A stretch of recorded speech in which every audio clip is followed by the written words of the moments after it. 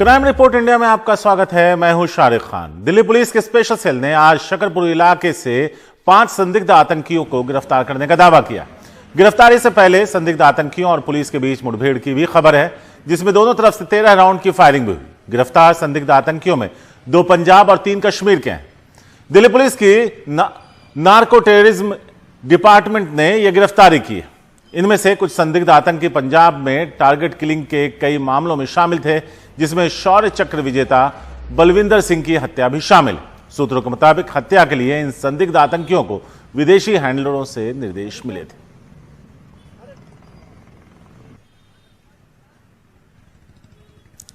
तो दिल्ली से गिरफ्तार जो कथित आतंकी है, उनके नाम आपको बता देते हैं जो पुलिस ने बताया है।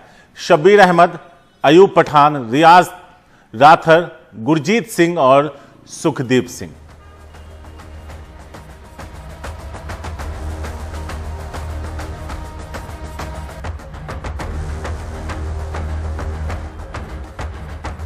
तो हम आपको दिल्ली के डीसीपी क्या कह रहे हैं, प्रमोद कुशवाहा, वो भी सुनवाएंगे। लेकिन उससे पहले मुकेश सिंह सेंगर के पास चलते हैं, उनसे जानते हैं। मुकेश, क्या है पूरी खबर?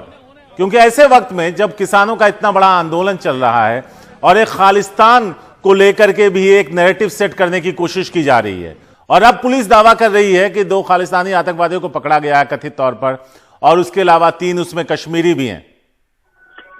देखिए, बिल्कुल दिल्ली पुलिस का ये दावा है कि उसे वो काफी दिन से इस नेटवर्क पर काम कर रही थी और ये जानकारी मिली थी कि ये लोग दिल्ली आने वाले हैं। लेकिन आज एक स्पेसिफिक इन्फॉर्मेशन के बाद इनको दिल्ली के शकरपुर इलाके में घेरा गया और पुलिस का ये कहना है कि घेरते ही इन लोगों ने पुलिस पर फायरिंग कर दी, जिसके जवाब में पुलिस ने फायरिंग की और उसके बाद में कुल 5 लोग गिरफ्तार किए गए, जिसमें 2 लोग पंजाब के रहने वाले हैं जबकि 3 लोग जम्मू कश्मीर के रहने वाले हैं। और पुलिस का कहना ये है कि ये लोग खालिस्तान से जुड़े हुए हैं, साथ में ये लोग कुछ इस्लामिक टेररिस्ट संगठन हैं उनसे भी जुड़े हुए हैं और लगातार ये विदेशी जो हैंडलर्स हैं उनके संपर्क में थे। ये भी कहना है पुलिस का कि जो पंजाब में बलविंदर सिंह संधू की हत्या हुई थी, टारगेट किलिंग हुई थी, जिनको शौर्य पदक मिला था, उनकी टारगेट किलिंग में भी इन लोगों का हाथ है। और इसके अलावा भी कुछ और जो टारगेट किलिंग हुई है पंजाब में, उनमें भी इन लोगों का हाथ है। तो पुलिस का कहना यह है कि काफी दिन से वो इस नेटवर्क के बारे में जानकारी इकट्ठा कर रहे थे और आज विशेष सूचना के बाद पकड़ा गया। हालांकि जो किसानों का प्रोटेस्ट हो रहा है उससे इनका कोई लेना देना नहीं है। जी बिल्कुल मुकेश, इस पूरी जानकारी के लिए आपका बहुत बहुत शुक्रिया। डीसीपी क्या कह रहे हैं, आइए वो आपको सुनवाते हैं। आज सुबह एक स्पेसिफिक इंफॉर्मेशन पे सुबह अर्ली मॉर्निंग में 5 लोगों को अप्रहेंड किया गया है। ये 5 लोगों में से 2 पंजाब बेस्ड हैं, 3 कश्मीर बेस्ड हैं और इनके पास से 3 पिस्टल्स, 2 किलो हेरोइन और 1 लाख रुपए कैश करीब मिला है। जो इम्पोर्टेंट चीज आई है सामने वो ये कि ये इनकी अरेस्ट बेसिकली एक लिंक है, कड़ी है, जो कि शो करती है कि किस तरह से आईएसआई खालिस्तान मूवमेंट जो ये एक अलगाववाद फैलाना चाहते हैं उसको किस तरह से ये कश्मीर टेररिज्म से लिंक करवा रही है। दिल्ली पुलिस के स्पेशल सेल ने प्रतिबंधित संगठन सिमी के सदस्य अब्दुल्ला दानिश को गिरफ्तार किया। वो पिछले 19 साल से फरार चल रहा था। दानिश को कोर्ट ने भगोड़ा घोषित किया हुआ था। फरारी के दौरान वो दिल्ली, यूपी और गुजरात के कई ठिकानों पर पुलिस को चकमा देते हुए रह चुका है।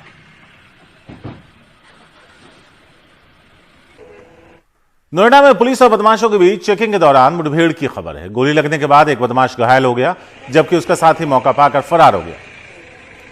घायल बदमाशों को गिरफ्तार कर लिया गया है। घायल बदमाश के पास से अवैध हथियार और कारतूस बरामद हुआ। इलाके में पकड़ा गया बदमाश टॉप 10 अपराधियों में शामिल, उस पर दर्जन भर मुकदमे भी दर्ज हैं। सुप्रीम कोर्ट से अर्नब गोस्वामी और रिपब्लिक टीवी को राहत नहीं मिली है। याचिका यह थी कि एफआईआर को रद्द किया जाए, लेकिन उसको रद्द करने से सुप्रीम कोर्ट ने उस सुनवाई को, याचिका पर सुनवाई से ही मना कर दिया। केस सीबीआई को ट्रांसफर करने की याचिका पर भी सुनवाई से इनकार कर दिया गया।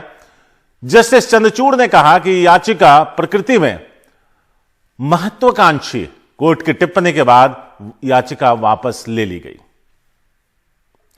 आशीष भार्गव है हमारे साथ इस बारे में ज्यादा बात करने के लिए। सीधे आशीष के पास चलते हैं। आशीष, जिस तरह की टिप्पणी कोर्ट ने की है कि बहुत ही महत्वाकांक्षी प्रकृति का ये याचिका है, जरा बताइए कि कोर्ट में क्या थी याचिका और क्या कुछ कोर्ट ने कहा, जस्टिस चंद्रचूड़ ने, और क्या क्या कहा? देखिए, एक ऐसी पिटीशन थी जो जनरलाइज करती थी सब चीज़ों को। सामान्य एक पिटीशन थी जिसमें ये मांग की गई थी कि महाराष्ट्र जो मुंबई पुलिस है वो रिपब्लिक टीवी के जो संपादकीय एडिटोरियल टीम है, उनके एंकरों पे, उनके जो वर्कर हैं, एम्प्लॉयज़ पे, उनके खिलाफ लगातार मुकदमे दर्ज कर रही है और हाउंड कर रही है, उनके पीछे पड़ी है, ये उनका कहना था।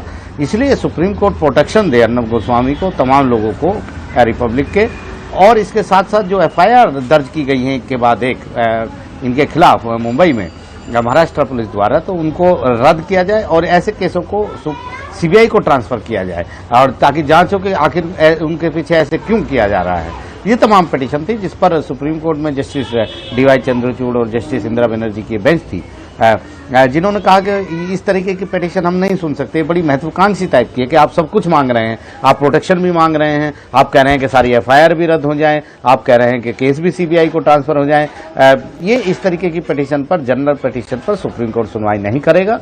सुप्रीम कोर्ट ने सीधे तौर पर कहा कि बेहतर होगा इसे आप वापस ले लें और जो फोरम है, जो उपयुक्त फोरम है, वहीं पर जाकर आप इन केसों को फाइल करें। यानी आप हाई कोर्ट जाएं, आप ट्रायल कोर्ट जाएं, आप जहां भी जाएं, लेकिन इस तरीके से एक जनरल पिटीशन लेकर एक जनहित का मुद्दा बनाकर यहां पर ना आए। तो ये एक बड़ी टिप्पणी थी, जिसके बाद हालांकि जो वकील थे उन्होंने ये भी कहा कि उनके पीछे पड़ी है मुंबई पुलिस और सुप्रीम कोर्ट को उनको प्रोटेक्शन देना चाहिए, उनको संरक्षण दिया जाए, लेकिन सुप्रीम कोर्ट ने इनकार कर दिया और इसके बाद ये पिटीशन जो है वो वापस ले ली गई है। इससे पहले शारिक एक बड़ी राहत अर्नब गोस्वामी को मिली थी जब सुप्रीम कोर्ट ने जो आत्महत्या का जो मामला, उकसाने का मामला था, उसमें उनको अंतरिम जमानत दी थी और उनको बचाया था, गिरफ्तार, उनको वो जेल में थे और उनको कहा था कि तुरंत उनको छोड़ा जाए।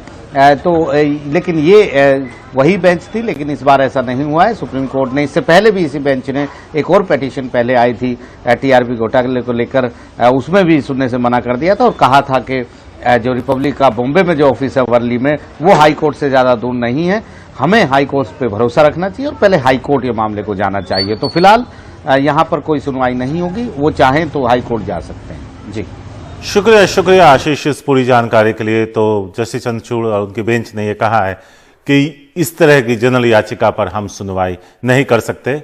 ये एक तरीके से अगर देखा जाए तो बहुत ही महत्वाकांक्षी प्रकृति का ये याचिका दायर की गई है। मुंबई पुलिस के एंटी नारकोटिक्स सेल ने जेजे रोड पर एक बिल्डिंग में छापा मारकर एक ड्रग्स पैडलर को गिरफ्तार किया। आरोपी के पास से 70 ग्राम और उसके घर से 130 ग्राम एमडी ड्रग्स बरामद किया गया, जिसकी बाजार में कीमत करीब 20 लाख है। पकड़े गए आरोपी का नाम शकील अहमद कुरैशी। घर में ली गई तलाशी में 4,20,000 रुपए भी मिले। पुलिस आरोपी के जरिए उसके दूसरे साथियों तक पहुंचने की कोशिश कर रही है। पिछले कुछ दिनों से मुंबई और आसपास के कई इलाकों में ड्रग्स तस्करों के खिलाफ अभियान चलाया जा रहा है, जिसमें अब तक कई लोगों को गिरफ्तार किया जा चुका है। सुनील सिंह है हमारे साथ इस बारे में ज्यादा बात करने के लिए, सीधे उनके पास चलते हैं। सुनील, ड्रग्स पैडलर्स, ड्रग्स का मिलना, उसका इस्तेमाल होना, क्या मुंबई में नई चीज है या पुलिस और अथॉरिटीज अब जागी है?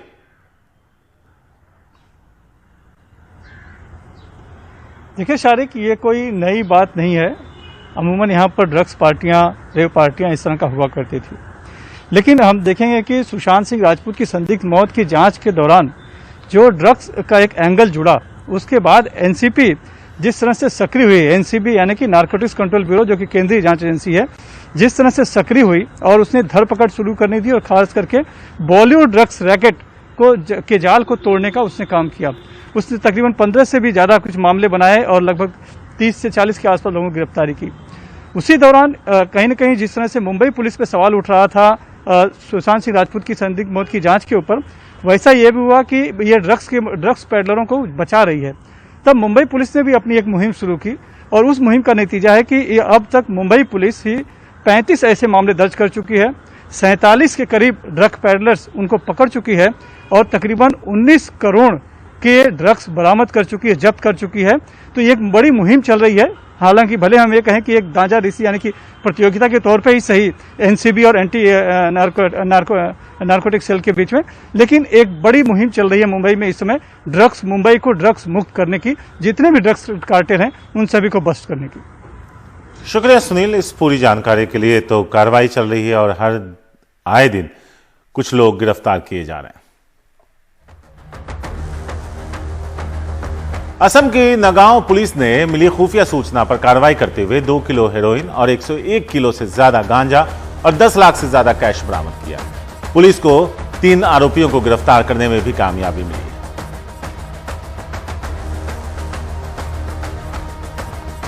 वक्त एक छोटे से ब्रेक का है। ब्रेक के बाद कथित गो तस्कर की पिटाई।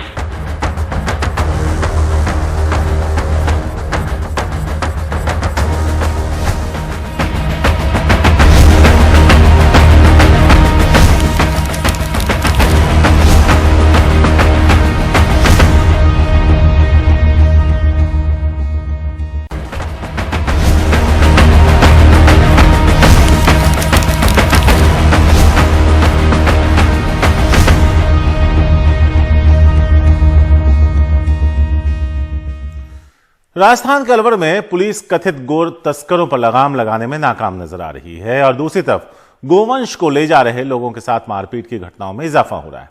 ताजा मामला रविवार को सामने तब आया जब एक वीडियो सोशल मीडिया पर वायरल हुआ जिसमें 4 लोग एक शख्स के साथ मारपीट करते नजर आ रहे हैं। आरोप है कि पिट रहा शख्स जंगल के रास्ते गोवंश को कसाई खाने ले जा रहा था। पुलिस हरकत में आई और आरोपी शख्स को पहले गिरफ्तार कर लिया। उसके साथ मौजूद 2 लोग जो गांव वालों को देखकर फरार हो गए, ऐसा दावा किया गया। आरोपी अंसार के परिवार की शिकायत पर शांति भंग करने के आरोप में मारपीट करने वाले 4 शख्स को भी गिरफ्तार किया गया।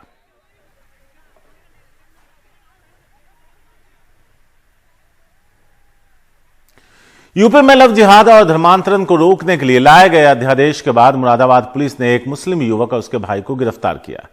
उनकी गिरफ्तारी उस समय हुई जब वो 22 साल की एक हिंदू युवती से शादी का रजिस्ट्रेशन कराने पहुंचे थे। बताया जा रहा है कि बजरंग दल के युवकों ने उन्हें पुलिस को सौंप दिया। सोशल मीडिया पर आए एक वीडियो में दिख रहा है कि रजिस्ट्रेशन ऑफिस में बजरंग दल के इन युवकों ने महिला के साथ भी धक्का मुक्की की। डीएम साहब की परमिशन दिखा दे धर्म परिवर्तन करने की, और चली जा। धर्मांतरण का कोई वो है तुम्हारे पास है? इसका केवल लिखा हुआ है। हाँ है, लाओ दिखा। अरे एक मिनट, उससे क्या हो रहा है? बताओ मैं, इससे क्या हो रहा है? न्यूज़ पेपर में कोई निकलवा, इससे क्या हो रहा है बताओ। मैं निकलवा दूंगा। नहीं तो क्या है इसमें, कहाँ है धर्मांतरण?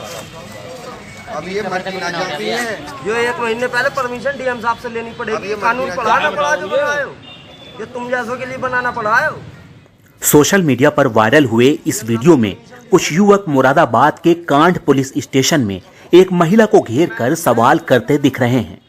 ये युवक बजरंग दल से जुड़े हैं और जिस महिला से वो सवाल कर रहे हैं उसने कुछ महीने पहले एक मुस्लिम युवक से शादी की। शादी का रजिस्ट्रेशन कराने वो अपने पति और उसके भाई के साथ संबंधित दफ्तर गई तो वहीं से पुलिस ने दोनों युवकों को लव जिहाद के खिलाफ बने कानून के तहत गिरफ्तार कर लिया, जबकि लड़की कह रही है कि वो बालिग है और उसने अपनी मर्जी से शादी की। जुलाई में शादी करी, इसको 5 महीना चल रहा है शादी को, अपनी मर्जी से करी है, बालिग में 22 साल की।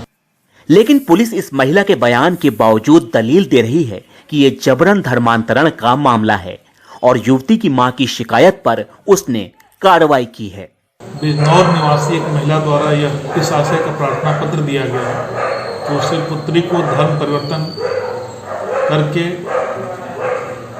विवाह कराया जा रहा है। इस प्रार्थना पत्र पर उत्तर प्रदेश विधि विरुद्ध धर्म संपरिवर्तन अध्यादेश 2020 के तहत 2 सगे भाइयों के विरुद्ध अभियोग पंजीकृत किया गया है।